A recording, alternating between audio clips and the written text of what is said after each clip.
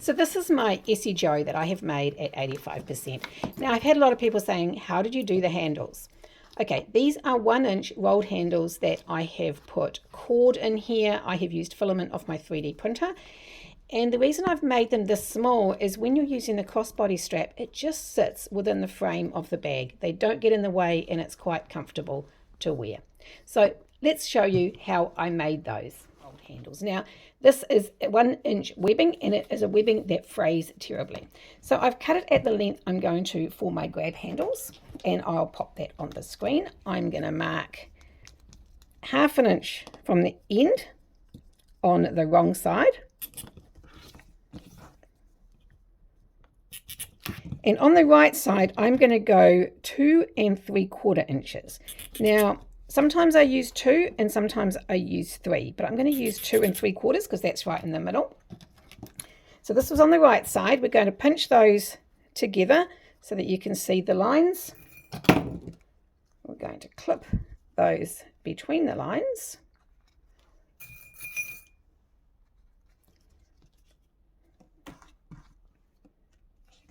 And we're simply going to fold so the edges are exactly lined up.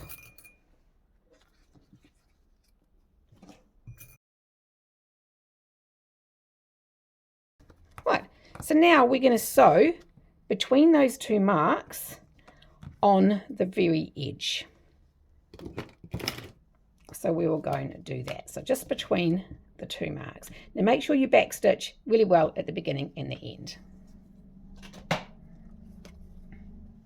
So that's what we've got, stitched between the two. And what we're going to do now is we're going to take our glue. Now I am using F2, oh, I won't tip that upside down. I'm using F2 contact glue. Now any glue you use, I prefer a contact. They are definitely stronger and it holds really, really well. Now I'm using a square edge like this because I think it's easy to come into where you need to go like that. So we'll do both of those ends. Just see my mark, you might not be able to see it. And I actually push that into the webbing. So the glue's going right into all the pores of the webbing. Now with contact glue, you want to set that aside until it is completely dry. Not tacky or anything, not like, I wouldn't do it for days, usually about an hour, half an hour. Some are 10 minutes depending on your weather. So then we'll end up with it like this. So you just want it so that it's not tacky. So if you want to draw a line in the middle, you can. I tend to eyeball it. What we're going to do is push that over to the middle and put some pressure on it. And then the other one. Now, if you've got a little mallet or something like that, I suggest you give it a bit of a whack or some way of holding it in place, because this can be quite hard on your fingers.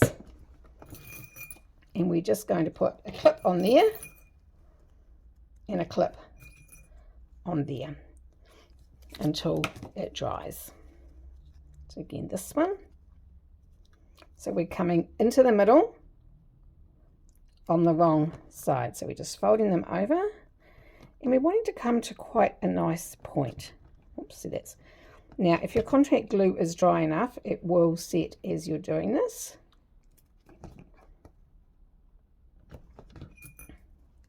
And clip those in place.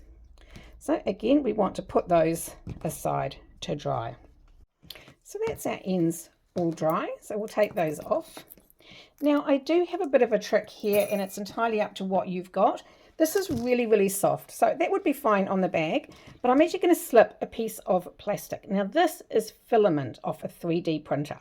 Now you can use the plastic off a weed whacker, any kind of plastic that is kind of bendy but rigid.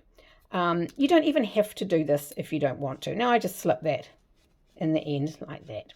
Now with thicker ones, people use tube, people use all sorts, but as you can see, that adds to it keeping its shape. So again, you don't need to do that. That is purely just my choice. It gives it a little bit more substance, but you don't need to do it. So what we're going to do now is I'm going to draw a line about 1/4 of an inch that side, and then about an inch in from there. You might not be able to see that. So we've got an inch in the middle, and that is going to fold over into there. So we don't want glue on that piece in the middle.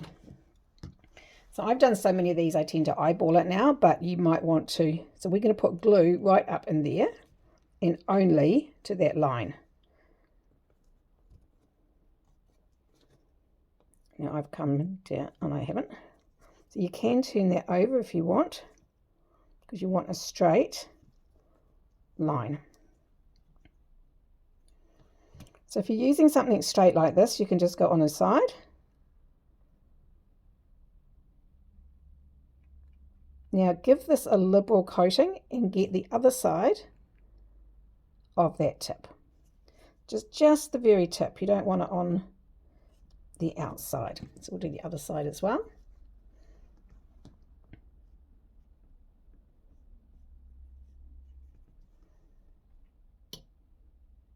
This is the beauty of using something flat. It's easy to control where it goes. You don't have brush try not to get it on your fingers, because you can get it on the other side of your webbing.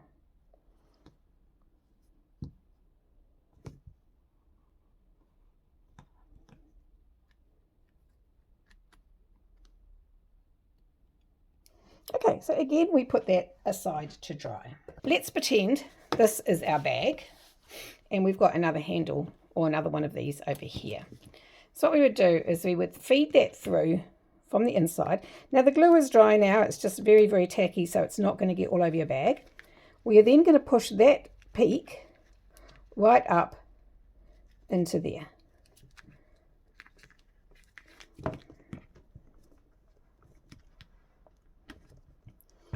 Now if you wait till it's properly tack dry, this is going to grab in there fairly quickly, like that. And so we would do the other side exactly the same.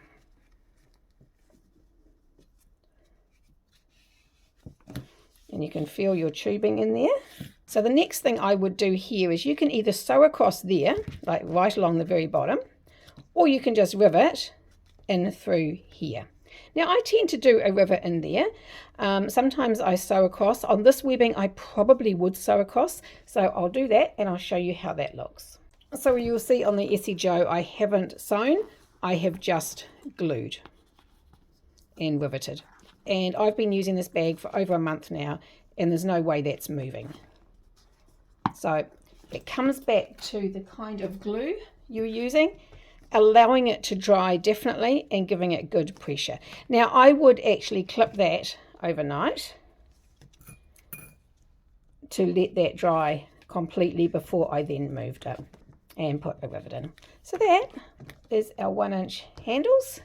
So these are some others I've made. This webbing I really like, and it stays really rigid. So I've just made these up in advance, and as you can see, that point's really, really nice. So I've got a few of those set up and made that I'll just put on bags. This is a poly, and again, it has a nice point. It does fray, so again, you need to put glue on the outside. And this is a seat belt. So I've shown how that works and put a rivet through there. So it's just a 1-inch seat belt webbing, and as you can see, that gives a really nice, firm little handle. So I hope you have lots of fun making your little rolled handles, because they have so many applications.